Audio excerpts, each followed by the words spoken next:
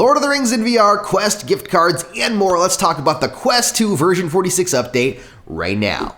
Well, Meta Connect is in just a few days, and this is the last major update for the Quest platform before that happens. That's right, V46 is starting to roll out now just before Connect, which means doing a deep dive shows some interesting stuff inside of V46, but we'll talk about that after we talk about what's actually inside of this update officially anyways. First up, this is amazing. The Lord of the Rings finally makes its way to virtual reality, at least by the way of a virtual environment. That's right, MetaQuest has partnered with Prime Video to create a new Horizon home environment that is designed and inspired by Khazad-dûm, the halls of Durin in The Lord of the Rings of Power, which if you haven't watched it yet, I really enjoy it. I know some people don't like it, but I'm really just enjoying the lore from Lord of the Rings. The official description actually says, marvel at this legendary city, its endless halls and precarious brazier-lit bridges hewn straight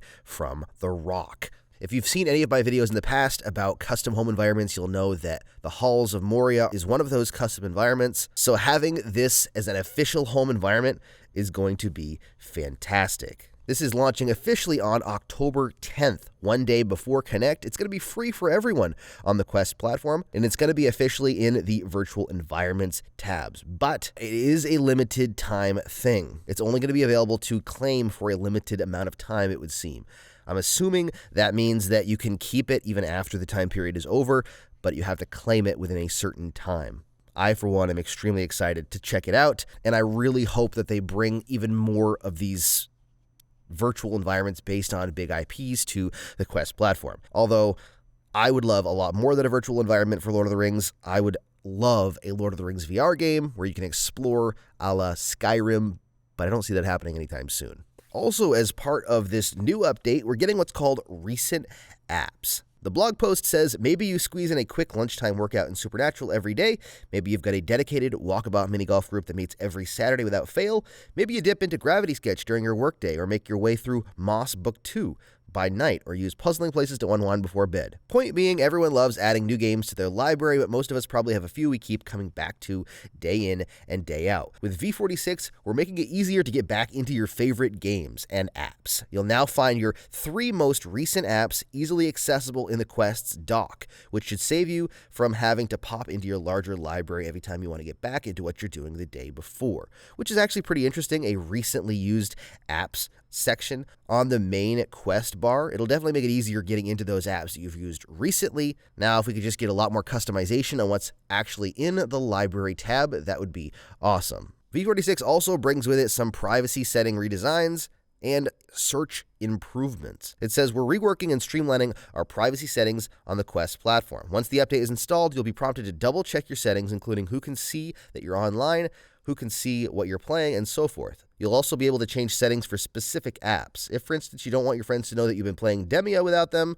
that's kind of funny, actually. We're also improving our settings overall, specifically when it comes to the search tools. We've refined the overall search results to start with. In addition, we'll now make sure everything you've previously searched for surfaces higher in the results, so you can quickly revise settings you already looked for in the past. So, version 46, pretty skimpy as far as actual changes to the Quest platform, of course, aside from the Rings of Power virtual environment. But Connect is happening on October 11th, which is just next week, so we can expect some more announcements of what's coming to the Quest platform that day as well. But that's not all version 46 had to offer. You see, there's an image circulating that was buried in the version 46 update, which actually looks like an official image of Project Cambria or Quest Pro as we now know it. That's what you're seeing here on the screen. This was pulled from the actual update information. They're not great at hiding stuff, really, that's coming to the Quest, but that's okay. It gives us interesting stuff to talk about. There's other stuff that has surfaced as part of this as well, including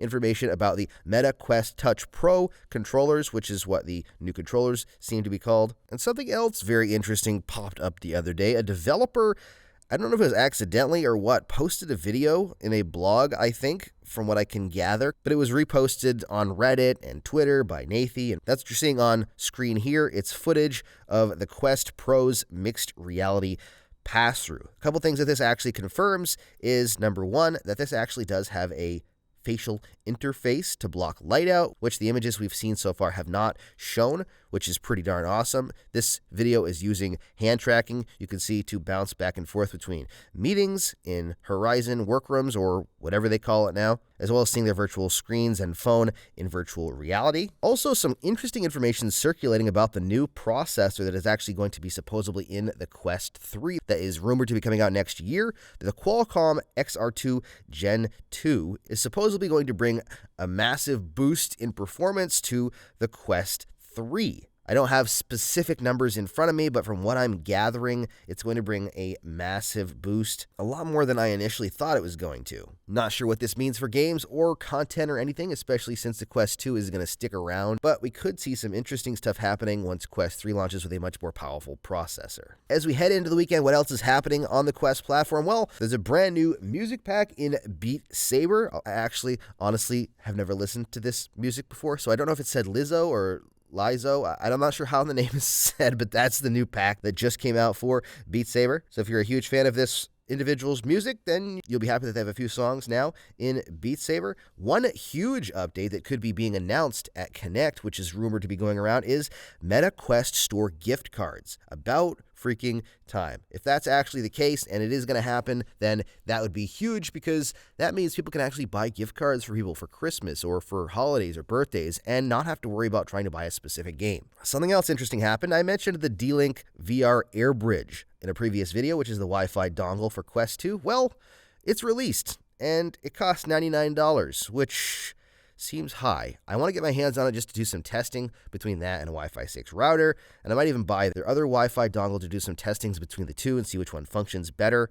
I am not sold on $99 for this, because I can get a Wi-Fi 6 router for cheaper than that just by going to Walmart. I'll have to do some testing for sure. The price sounds high to me, but again, I don't know. We'll have to wait and see after I do some testing. Google is getting into VR again, at least in a roundabout way. SideQuest just raised a $12 million investment from Google's venture arm. Congratulations to SideQuest. That's huge for them. They've been a massive part of seeing some huge games come to the Quest platform, and they've been instrumental in bringing indie games to virtual reality. So congratulations to them. They've done amazing things in this space just over the past 3 years.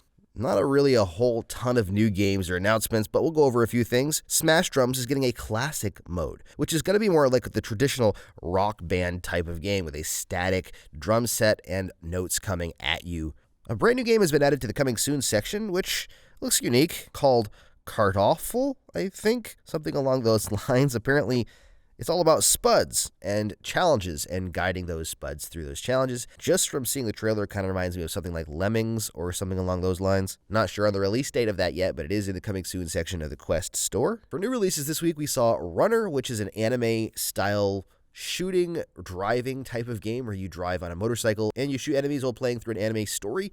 I actually had a lot of fun with the game. I've got a video on it. If you check out the link in the description, you can check out that video, as well as Townscaper, which is a city building game, which I have not had the chance to try out yet, but looks kind of like Little Cities in the sense that it's more of a relaxing, fun type of city builder instead of a stressful one. But I'll have to try it to find out for sure. Well, that's about it for news, game updates, and all that jazz this week. Connect is next week on the 11th, so make sure you don't miss out on the keynote if you're curious to see what direction that the Quest platform is headed. I'll put a link in the description to the website where you can check out more information about Connect as well. What are your predictions for Connect? Are we going to hear more about Grand Theft Auto, San Andreas VR? You think we'll hear about Quest 3 for next year? We know we're hearing about Cambria, but will we hear rumblings for next year's announcement for a new Quest? Let me know down below in the comments what you think we're going to hear about. And if you want to get the most out of your Quest and your Quest 2, don't forget to hit that subscribe button down there and the bell icon for notifications. And you can check out more of my videos right there on the screen. Thank you so much for watching. Stay safe and happy questing.